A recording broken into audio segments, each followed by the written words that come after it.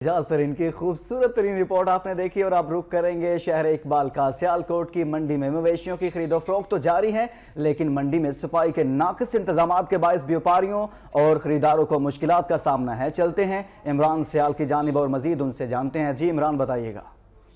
जी बिल्कुल, सियालकोट शहर में मवेशी मंडी सज गई है। मैं इस टाइम मवेशी मंडी में मौजूद हूँ। यहाँ पर व्यापारी जो है पाकिस्तान के मुख्तलिफ शहरों से अपने जानवर लेके आए हैं। बहुत खूबसूरत जानवर हैं, लेकिन यहाँ पे जो मवेशी मंडी है तालाब का मंजर पेश कर रही है। हर तरफ गंदगी के ढेर हैं और जो यहाँ पर व्यापारी हैं वो बहुत ज़्यादा इस चीज़ से परेशान है।